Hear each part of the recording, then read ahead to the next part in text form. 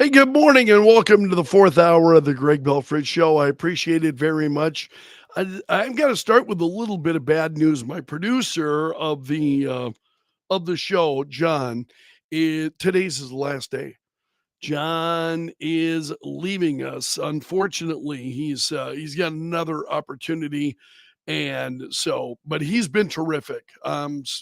He and I visited briefly after the show this morning, trying to thank him for everything that he has done. So we are in the hunt for someone to come in and produce the Greg Belfrage show, and I want to show my if if you know of anybody, that's my email address right there. That's my email address. I'm going to put it up there for you so that if you want to, you know, put anybody in contact with me to come in. Again, these are early morning hours. John comes in just he's in generally about 5 minutes, or excuse me, 10 minutes to 6 or so that John comes in, and then he produces the show. So if we get phone calls, he screens the calls, gets them on the air for me. And then afterward, he handles all my podcasts. He edits the show down, publishes the podcasts, and does that kind of work. So if you know anybody who is looking, this is a 25-hour a week job and very much appreciated. The person really kind of plays a pivotal role for me during the morning show each morning. So if you know anybody who would be interested, that is the email address. I'll leave it up there for you for a few moments, and ask you to please have them contact me, and we can get them more information. Go from there. All right. It's, yeah, Steve, you couldn't afford the pay cut you probably would have to take to come. I appreciate it. Um, Today has just been a rugged day, so This is a story I had in the stack of stuff this morning, and it's from Kellerland TV. This is the folks over at Kellerland TV. Get a load of this. This is Turner County. They are reminding drivers to check their speed. Deputies in Turner County spotted a vehicle going 97 in a 55. So in other words, 55, that would be generally probably one of the county roads, so on. In a 55 mile per hour zone, doing 97 miles an hour. People, man, are just out of control. It is just absolutely out of control. Can we agree? Can you and I agree that that's excessive? 90, 97 in a 55 mile per hour zone? Wow. What gets into folks? And I know, okay, was there anybody else on the road? Maybe it was an open stretch. Somebody is, but I tell you, I pass people, or excuse me, I have people pass me very much like that. And it's like, wow, that is just absolutely incredible. Some folks just don't know when to slow down. Well, David, I appreciate that. If I was in my 20s, I would love this job, but that was 50 years ago. Actually, I was even thinking about those who are retired. If you were looking for, you're retired and you're an early riser and you're only looking for 25 hours a week, if that's all you're looking for, it's a perfect job. It's a perfect job. You've already had a career, so on. You just want a little extra spending money. It's a perfect job for that. So the I hope we can find somebody fairly quickly, but it's been difficult trying to find help. It's been and I think that's true for everyone. It's difficult to find folks. And which is one of the reasons why I'm so sorry to lose John, because he's just been absolutely incredible for us. All right. So I've got to show you this. Um, This story was trending this morning. This is video that I'm going to share with you here. This is from foxnews.com, but it's a video from this restaurant and supporters reacting to JD Vance not being allowed to come into the restaurant. And he just wanted to stop and grab a sandwich, apparently.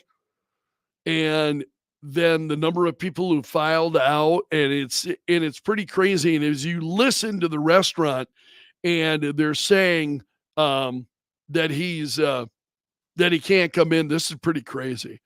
So here's the video. Everyone just canceled all the orders, and we're just paying for what we drank, and then everyone's leaving. But yes, unfortunately, Vance can't come in. Oh, now we're canceling our orders. Because Premium Brothers does not. And JD Vance talks here in a moment. He gets out of the vehicle. So here are people now. They're starting to. You're not banned from Premium Brothers. Yep. So there's the VP. This is as close as we're going to get to him.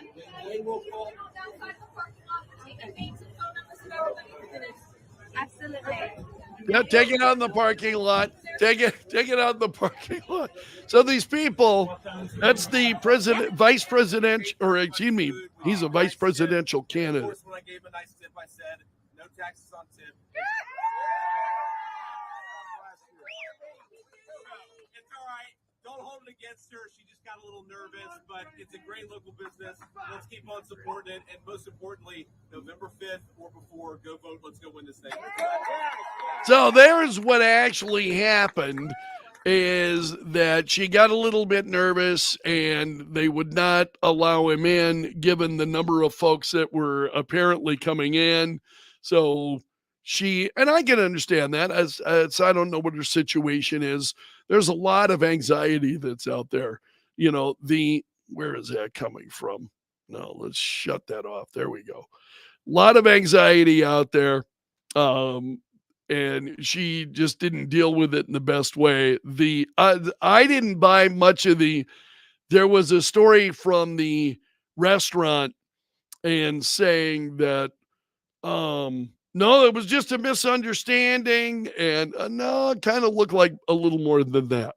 They were not allowed to come in. He was not allowed to come in. He's addressing people from the parking lot. He's not allowed to come in. All he wanted to do was buy a sandwich.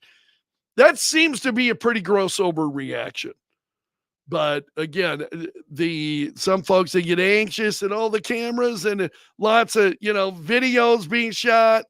My anxiety would go up too, I think, if that were happening. But I wanted to show you that. Now, while I'm sharing video, there's another video.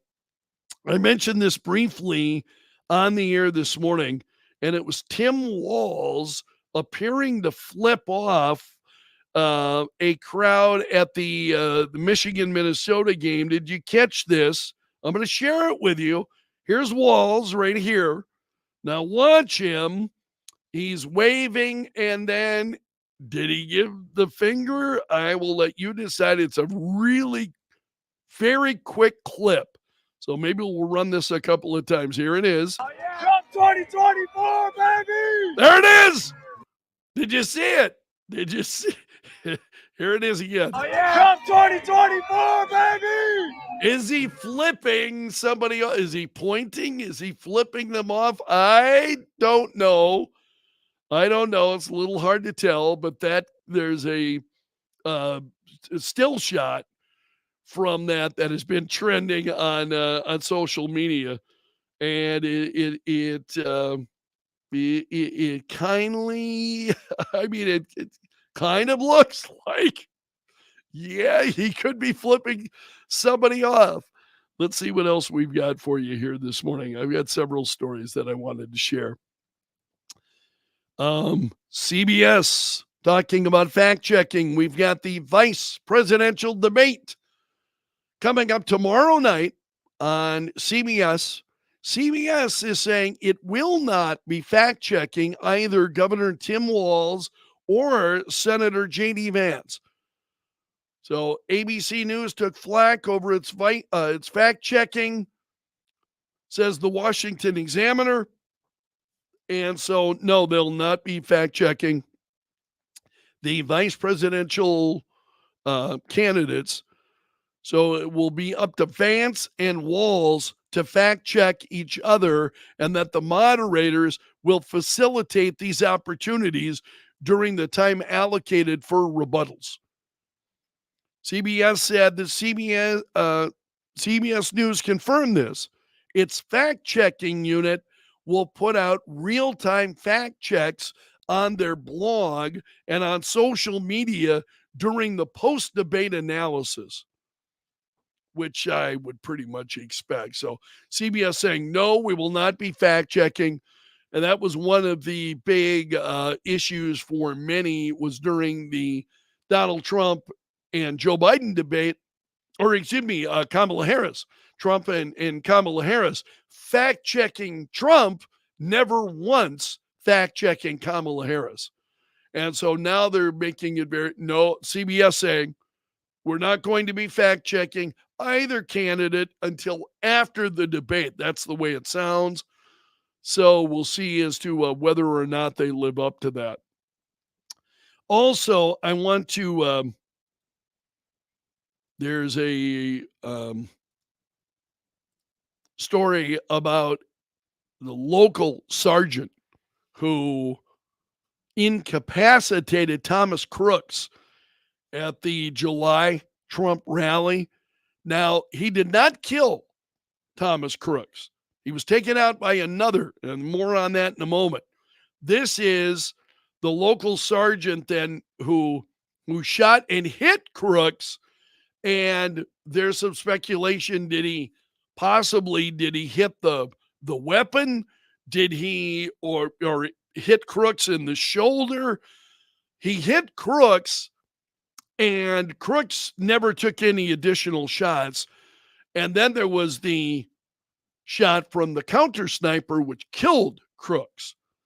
But this is the Butler County SWAT operator who shot at Crooks, and he's been named.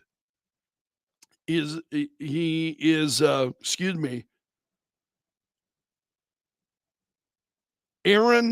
Zalaponi of the Adams Township Police Department, Aaron Zalaponi. So this was made during the first hearing of the House Task Force.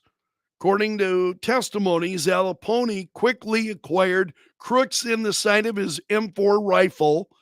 While Crooks was firing at Trump, Zalaponi fired what became known as shot number 9, which knocked Crooks down and prevented him from firing again. And the investigation so far, again, who is this coming from? I wanted to, Representative Clay Higgins. He said that his investigation so far leads me to conclude that Zalaponi's shot number 9 impacted Crooks in some way, effectively stopping him from squeezing the trigger again. Might have, shot the stock of his AR or into his rear shoulder. I'm not sure, but some kind of impact. Zalaponi never took his red dot off Crooks, and as Crooks rose up from shot 9, Zalaponi was half second away from shooting another round when the counter sniper team then took him down, ended the threat. And so the chairman of the task force then talked about his appreciation for state and local police for everything you were asked to do that day. But that is new. I've not seen that before. And this is a story from theblaze.com. So a few other stories that I wanted to share with you this morning. I want to thank you for being here. What's on Greg's mind? Not believing in nonpartisan debate moderation from any of the drive-by media. Greg, I kind of feel like you. This vice presidential debate coming up tomorrow night. You guys planning to watch? I'll be interested to get your thoughts on that debate. Any of you that are planning to watch the vice presidential debate? Steve says, someone resorts to flipping me the bird. I just assume I've won the debate.